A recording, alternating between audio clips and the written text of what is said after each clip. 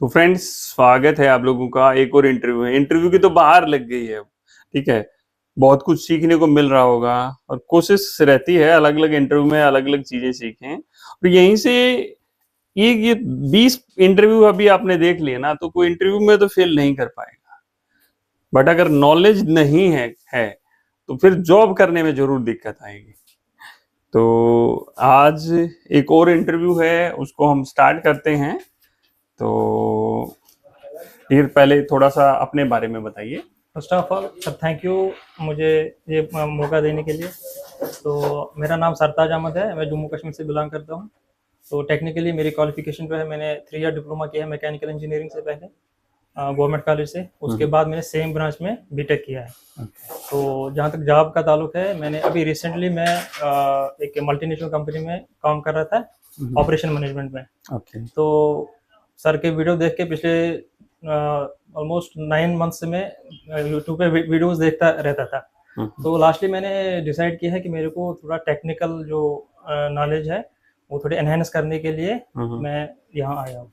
और अभी यहाँ मेरे को ऑलमोस्ट 1 मंथ हुआ है। तो बहुत अच्छा लग रहा है यहाँ पे, जितना भी हमने सीखा है तो अच्छा। तो जैसे जब आने का जब आपका प्लान हुआ कि भाई ठीक है स्किल हिंदुस्तान चलते हैं, तो काफी माइंड में भी रहा होगा यार पता नहीं क्या होगा, इतना दूर से जा रहे हैं क्या है। और जब आप यहाँ पर आए तो कैसा रहा ऑल ओवर? बहुत अच्छा फील हो रहा है सर। वो जितने भी मतलब ये हर किसी में ऐसे डाउट्स आते रहते हैं, क्योंकि बिल्कुल मैंने उसके लिए पूरा जितने भी प्लेलिस्ट है ऑलमोस्ट 90% कंटेंट मैंने देखा है जो भी यूट्यूब पे आपका सर अवेलेबल है। तो बहुत सारे व्यूअर, उनमें से एक अच्छे व्यूअर में आप भी हो। Just may be sir. Okay. तो आज हम आपका टेक्निकल इंटरव्यू लेने जा रहे हैं। आज से पहले कितने आपने टेक्निकल इंटरव्यू दिए हैं? सर जहाँ तक टेक्निकल इंटरव्यू का सवाल है, मैंने दो जगह काम किया है। तो जो प्लेसमेंट की हुआ है उसी में मेरा टेक्निकल इंटरव्यू हुआ है। बाकी उसके बाहर अभी तक नहीं दिया है। तो क्या आपने, जैसे आप ऑलरेडी जॉब कर रहे थे, आपको क्यों फील हुआ ऐसा कि आपको कुछ सीखना चाहिए और आगे बढ़ना चाहिए? सर, जिस कंपनी में मैं काम कर रहा था वहाँ पे जब मैं गया तो वहाँ पे मैंने बहुत सारा सिस्टम, बहुत बड़ा सिस्टम था वहाँ पे। फार्मास्यूटिकल कंपनी थी। तो वहाँ पे यूटिलिटी डिपार्टमेंट देखा मैंने, वहाँ पे क्या क्या लगता है। जैसे HVAC हमारा AHU है, चिलर है। तो जिस मशीन पे हम काम करते थे वहाँ पे पैनल्स लगते थे, ये LT पैनल, ST पैनल।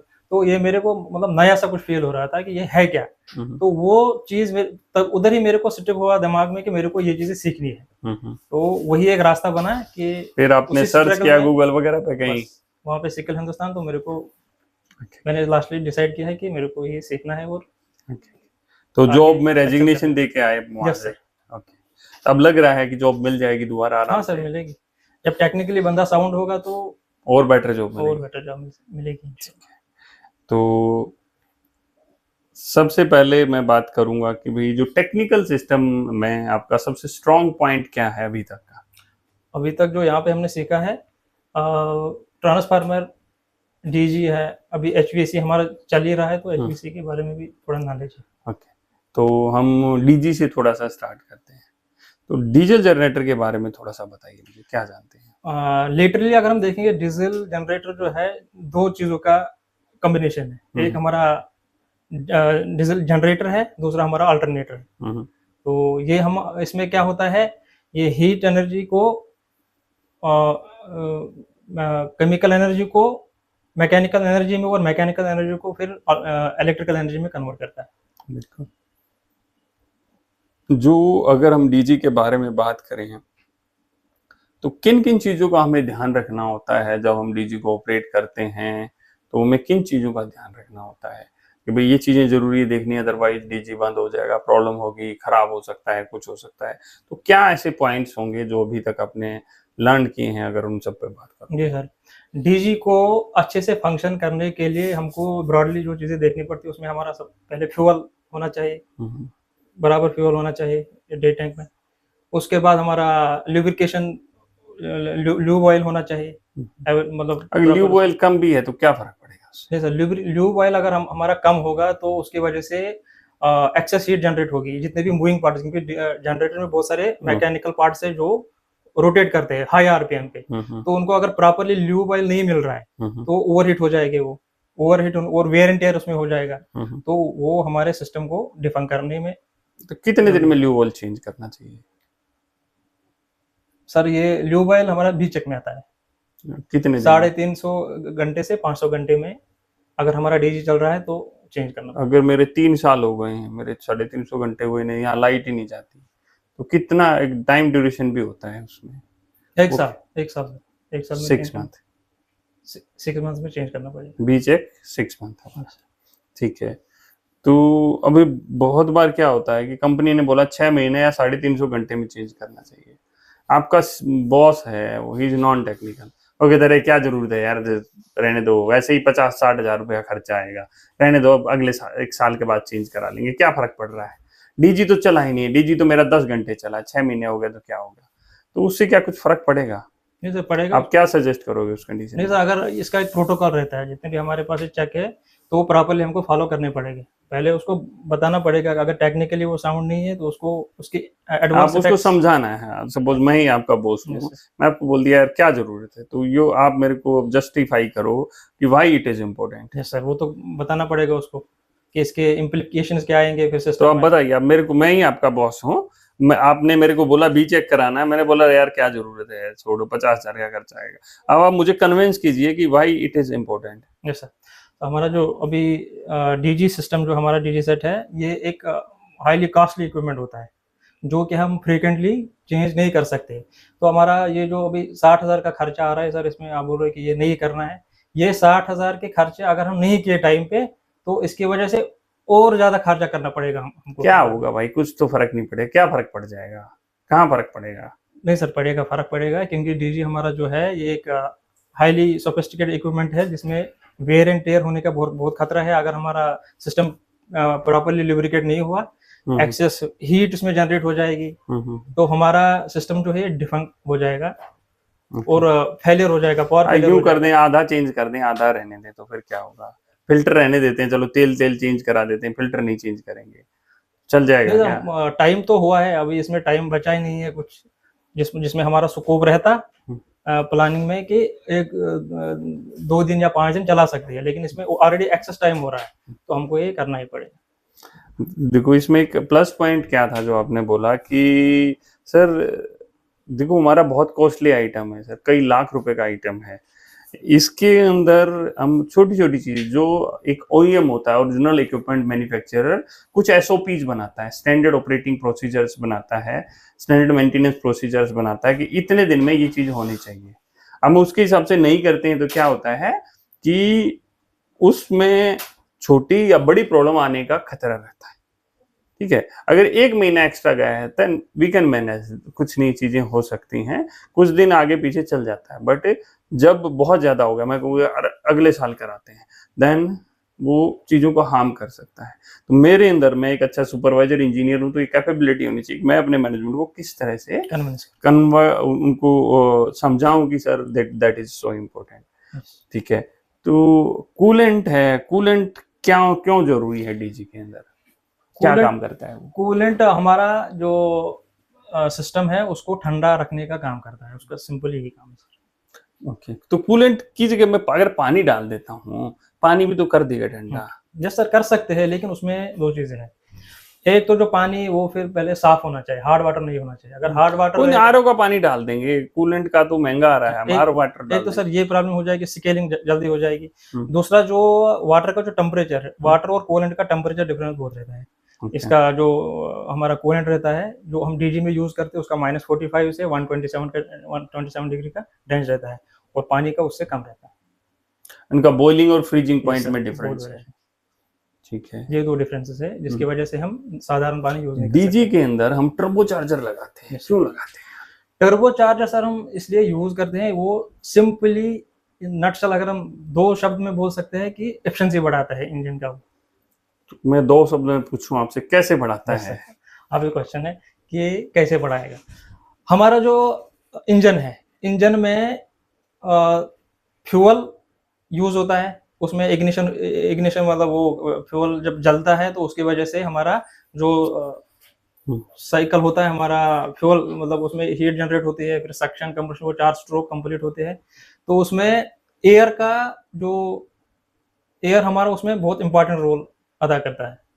तो वो एयर जो है, अगर हम उसको और ज़्यादा जितना हम बढ़ाएँगे उसका सप्लाई, उतना जो हमारा फ्यूल है वो प्रॉपर्ली कंबस्ट होगा। तुम एक बड़ा सा पंखा लगा के उसमें अलग से नहीं लगा सकता नहीं क्या सर, कि किस में पंखा एक लगा? अलग से पंखा लगा दें जो उसमें ज्यादा हवा दे दे? या नहीं सर, वो क्लोज्ड लूप होता है, डायरेक्ट तो पंखा नहीं लगा सकते। इंजन एक ओके वो मतलब वेल मेंटेन्ड, पूरा प्रॉपर्ली इंसुलेटेड होता है। ओके। तो डायरेक्ट पंखे से तो वो हवा नहीं जाएगा। उसकी तो वजह से हम क्या करते हैं, उसमें टर्बो चार्जर लगाते हैं, जो कि एग्जॉस्ट से लेता है।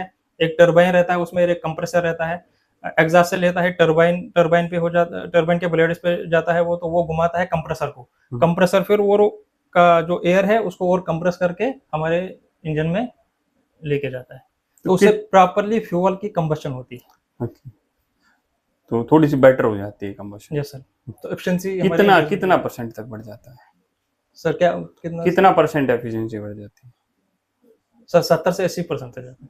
70 से 40 से 50% सर, 40 से 50। 10 से 15%, मैक्सिमम 20% तक एफिशिएंसी बढ़ती है। बढ़िया। अगर मैं जो टर्बो चार्जर है अ, उसके साथ साथ में एक चीज और लगा रहता है कि वैक्यूम इंडिकेटर लगा रहता है। Yes sir. या हवा को फिल्टर करने की क्यों जरूरत है यार? यस वो सर। आदमी थोड़ी है, उसको हम तो वही हमारे लिए कहें फिल्टर लगाना, उसके लिए फिल्टर करने की क्या जरूरत है? डायरेक्ट हवा जाने देंगे तो क्या फर्क जहाँ तक पड़ेगा? एयर साइकिल का ताल्लुक है, एयर जो हमारा फिल्टर होता है उसके लिए अलग से फिल्टर लगा होता है, वो वैक्यूम इंडिकेटर में फिल्टर नहीं होता है। वैक्यूम इंडिकेटर क्या होता है, जब हमारा एयर आता है बाहर से, मतलब फिल्टर होके, वो जब इंटरकूलर में जाता है, इंटरकूलर में जाने से पहले उसमें वैक्यूम इंडिकेटर लगा होता है। तो वो वैक्यूम इंडिकेटर का काम क्या है, नहीं, जब मैं फिल्टर क्यों लगाने की जरूरत है? अगर फिल्टर नहीं तो बहुत महंगा आता है फिल्टर भी। जैसे तो फिल्टर क्या नहीं लगाएंगे, फिल्टर से महंगा हमारा इंजन है। नहीं, फिर वो तो जलना ही है ना, धुएं में उड़ जाएगा जैसे बाद में। कंटेमिनेशन हो जाएगी उसमें, बाहर से मतलब धूल मिट्टी आ जाएगी, वो सब इंजन के अंदर चली जाएगी। तो वो धूल मिट्टी जल नहीं जाएगी क्या? जब वहां पर भाई 500-700 डिग्री तक टेम्परेचर रहता है तो धूल तो जल जाएगी साथ के साथ में। जब जल जाएगी, लेकिन उसकी एफिशिएंसी कम हो जाएगी। मतलब एयर, अभी हम डिस्कस कर रहे थे टर्बो चार्जर क्यों लगाते हैं। तो अगर हम यहाँ से टर्बो चार्जर लगा देंगे, उधर से धूल मिट्टी अंदर लेके जाए, तो फिर वो एक सेम बात हो गई कि एफिशिएंसी कम हो जाएगी इंजन की। जितना हमको आउटपुट चाहिए इंजन से, उतना नहीं मिलेगा। और with the passage of time हमारा इंजन का वो अंदर का सिस्टम खत्म हो जाएगा। Okay okay.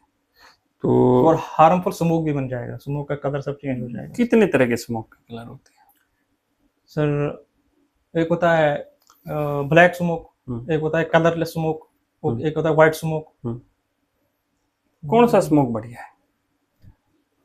सर जो हमारा कलरलेस रहता है, लेकिन कलरलेस बनाना थोड़ा मुश्किल है, पता नहीं कलरलेस। तो जनरली जनरेटर किस तरह का धुआं देता है? तो वो देता है थोड़ा ब्लैक टाइप, ब्लैक और कलरलेस के बीच में थोड़ा देता है, ग्रे। ग्रे कलर का देता है। ठीक है। तो कौन सा जैसे व्हाइट स्मोक आ रहा है वो क्यों व्हाइट आता है? स्मोक अगर हमारे मतलब किसी वजह से मॉइस्चर आ गया इंजन में, या लुब्रिकेंट किसी तरह चला गया उसमें, जो लुब्रिकेशन पिस्टन के करते हैं, तो अगर वो उसमें चला गया तो व्हाइट स्मोक भेजेगा बाहर। ब्लू ये भी स्मोक एक किस इंडिकेशन। कंडीशन में जाता है फिर? ब्लू स्मोक का सर पता नहीं, ब्लू वोल मिक्स होने पे ब्लू स्मोक जाता है। असली हो गया अगर मिक्स होगा तो। ठीक है। अगर मैं बात करता हूँ अपने डीजल जनरेटर में, उसको जब हम स्टार्ट करते हैं तो कितना आरपीएम पे वो डीजी स्टार्ट हो जाता है? सर जो स्टैंडर्ड इसका रहता है वो 1500 के आसपास। वो तो उसका रनिंग हो गया। मैंने सेल्फ दिया, तो सेल्फ उसको कितने आरपीएम तक घुमाता है, कितने आरपीएम पे उसमें वो चलने लग जाता है? सर ये अभी दिमाग में। ल्यूबल का प्रेशर कितना होना चाहिए? ल्यूबल का सर 2.5 से 7.5। ल्यूबल का प्रेशर कम हो रहा है, क्या करोगे आप?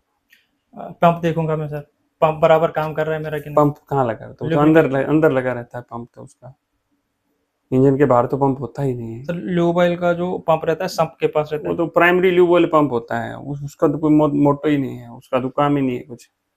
तो हमारा क्या ऑयल का प्रेशर कम हो रहा है, तो ल्यूबल इंडिकेशन आएगी हमारा सर। इंडिकेशन आ गया है, जब भी तो हमें पता लगा। अब मैं क्या क्यों कम हो रहा है, क्या करना लेवल लो चाहिए? में भी कम हो सकती है, लेवल हमारा सफिशिएंट उसमें नहीं होगा ल्यूवाइल, तो टॉप अप करेंगे उसको। ओके, मैं बोलूँ यार ल्यूवेल, कोई भी ल्यूवेल उठा के लाओ यार, डाल दो उसके अंदर, नहीं या सर, कुछ स्पेसिफिक होता है? जैसे इसकी एक प्रॉपर्टी रहती है जिसको बोलते हैं हम 15W45 का रहता है वो, तो वही डालना पड़ेगा। 15W 40, 40। 15W40, okay. ये इसकी एक प्रॉपर्टी रहती है ल्यूवाइल की, जो हमारा मतलब एम्बिएंट टेम्परेचर पे भी वो जमेगा नहीं, ओके, प्रॉपरली सर्कुलेट हो जाएगा, उसमें कोई दिक्कत नहीं आएगी। ठीक है। डीजी के अंदर कितनी तरह के चेक होते हैं? सर 4 तरह के चेक होते हैं, ABCD। डीजी के अंदर भाई जो कोई अलार्म आ गया है, अच्छा, हाई वाटर टेम्परेचर का अलार्म आ गया है, तो क्या रीजन हो सकते हैं उसके? हाई वाटर टेम्परेचर का अलार्म अगर आ गया तो हम देखेंगे कि कूलिंग टावर से जो पानी आ रहा है हम्म, उसका टेम्परेचर बढ़ गया, कूलिंग टावर प्रॉपरली काम नहीं कर रहा है, हम्म, तो वो हम चेक करेंगे। बस एक रीजन हो सकता है? कितने रीजन हो सकते हैं इसके? कूलिंग टावर से देखेंगे सर, और क्या देखेंगे, अभी माइंड में नहीं आ रहा। जो ट्रांसफार्मर होता है हमारा, ट्रांसफार्मर के बारे में थोड़ा सा बताओ। जैसे ट्रांसफार्मर एक डिवाइस होती है जो हमारी हाई वोल्टेज को स्टेप डाउन करके लो वोल्टेज में कन्वर्ट करती है। क्या लो को हाई में नहीं करता है? नहीं सर, ट्रांसफार्मर नहीं, लो वोल्टेज को हाई में नहीं स्टेप अप कर सकता? बोलेगा उसको, ये स्टेप डाउन। तो मैंने तो ट्रांसफार्मर पूछा है, मैंने तो step up step up down. भी टाइप में आता है, पर स्टेप अप स्टेप डाउन हो सकता, स्टेप अप भी हो सकता है। ओके, मेरे पास एक भाई बैटरी लगी हुई है, 20-50-100 बैटरी लगा दी है। मैं उस बैटरी की सप्लाई को ट्रांसफार्मर में दे दिया है, तो आउटपुट में कैसे कैसे कितना क्या निकालेगा? और वो तो डीसी सप्लाई, एसी पे काम करता है ट्रांसफार्मर, वो अगर तो डीसी डीसी दे सब। देंगे तो क्या हो जाएगा? नहीं सर, डीसी पे काम नहीं करेगा क्या हो जाएगा? सर, उतना वोल्टेज ही नहीं वो जनरेट कर पाएगा जो उसको चाहिए। ओके। 11 केवी चाहिए, 11 केवी कैसे हम बैटरी से क्यों? लेंगे? तो घरों में फोन के अंदर आप देखते हो छोटे छोटे चार्जर लगे रहते हैं, छोटे छोटे ट्रांसफार्मर लगे रहते हैं। डीसी, वो तो डीसी ट्रांसफार्मर हो गया सर। डीसी आप तो कह रहे हो डीसी ट्रांसफार्मर ही नहीं होता है, एसी को डीसी नहीं दे सकती, ऐसा मतलब है। तो डीसी की ट्रांसफार्मर आता है कोई? नहीं सर, मैंने नहीं सुना, आपने नहीं सुना? मैंने नहीं सुना। ओके।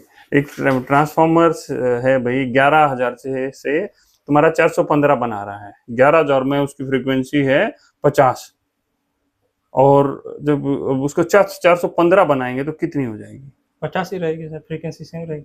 क्यों चेंज क्यों नहीं होती है? सर ये स्टैंडर्ड रहता है हमारा इंडिया में, फ्रीक्वेंसी 50 हर्ट्ज है। तो और कौन सा ऐसा इक्विपमेंट लगा रहा है जो फ्रीक्वेंसी को चेंज नहीं होने देता? ट्रांसफार्मर में ऐसा कौन सा इक्विपमेंट लगा रहा है जो? क्या कोई क्या रीजन होता है, या कोई कैसा इक्विपमेंट लगा रहता है? इक्विपमेंट, इक्विपमेंट पता नहीं। नहीं, तो ट्रांसफार्मर में बकोज रिले क्या काम करती है? बकोज रिले गैस ऑपरेटेड रिले है, जो हम उस टाइम ऑपरेट हो जाती है जब हमारे ट्रांसफार्मर में कोई गैस इवॉल्व हो जाए किसी भी तरह, तो वो जब ऑयल होता है उसमें बबल बन जाते हैं। तो वो बबल क्या है, जितनी मात्रा में आगे जाएंगे उसमें एक फ्लोट वालों, 2 फ्लोट वालों लगे हुए होते हैं बकोज रिले में, एक ऊपर की तरफ होती है, दूसरा नीचे की तरफ। अब तो ठीक है, बकोज रिले में अलार्म आ गया है, ठीक है। अब मैं मेरा जो उसका अलार्म कहाँ जाता है पहले तो बता। सर वो जाएगा वीसीबी, वीसीबी वीसीबी में कहाँ एचटी पर? पैनल में, कहाँ पर? उधर से जाएगा वो सर हमारा ऑक्सिलरी रिले में, ऑक्सिलरी रिले मैं मास्टर ऑक्सिलरी रिले से रीसेट कर रहा हूँ, रीसेट ही नहीं हो रहा है, क्या करूँगा? क्या कारण हो सकता है? ऑक्सिलरी रिले फिर देंगे सर मास्टर रिले को, उसके बाद देंगे शट। वो ठीक है, वो तो ट्रिप हो गया बेचारा, यस सर। अब मैं दोबारा चलाना चाहता हूँ उसको, ठीक है। अब मैं ऑक्सिलरी रिले को रीसेट कर रहा हूँ, रीसेट ही नहीं हो रही है, तो क्या प्रॉब्लम हो सकती है?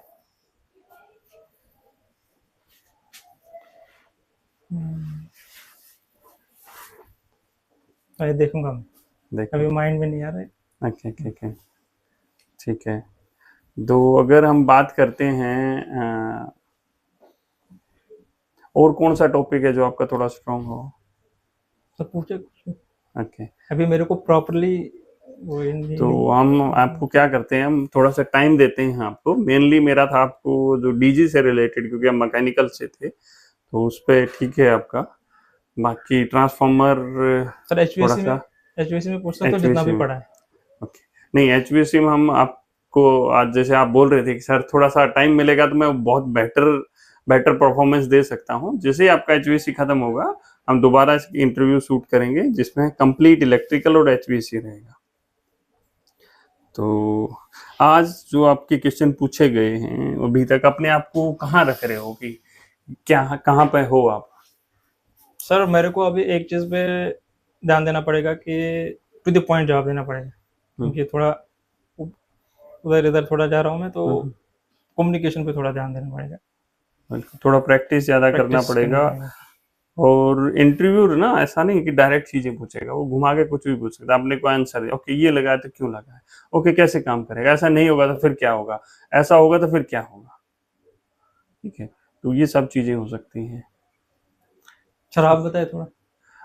मेरे हिसाब और आप से तो मैं तो बाद में बताऊंगा कि क्या चीजें हैं। जो चीजें मैंने बताया, आपका डीजी ठीक है, ट्रांसफार्मर थोड़ा सा इम्प्रूव करना है, जो भी हमने पूछा है। बाकी मैंने ज़्यादा पूछा नहीं है अभी, क्योंकि यहाँ पर अभी जो हमने इंटरव्यू लिया तो हमने डीजी के अंदर हम ज़्यादा नहीं घुसे थे, इसीलिए मैं यहाँ पर ज़्यादा घुसा हूँ, ओके ठीक है। तो थोड़ा प्रिपेयर करना है और अपने आप को रेडी करना है। अपने आप को कितने मार्क दोगे आप 10 में से? 7। 7, ठीक है भाई। इन्होंने तो अपने आप को 7 दे दिया है, अब बारी आपकी है। घड़ी हमारी चल रही है, तो फटाफट कमेंट करके आप लोगों को बताना है कि इनको 10 में से आप कितने मार्क देंगे। और आप अपनी लाइफ को बहुत बेटर करना चाहते हो, आपको भी 100% जॉब चाहिए, लाइफ में कुछ बड़ा अचीव करना चाहते हैं, तो आप हमारे ट्रेनिंग सेंटर ज्वाइन कर सकते हैं, ई बुक बाई कर सकते हैं और अपनी लाइफ को बदल सकते हैं। कुछ न कुछ तो चेंज करना पड़ेगा, अदरवाइज चाहे नौकरी आपको चेंज कर देगी, कंपनी आपको निकाल देगी।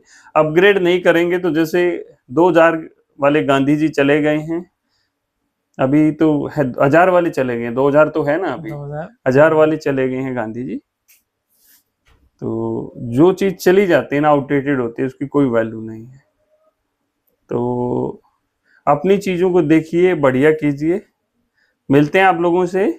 जय हिंद, जय हिंदुस्तान।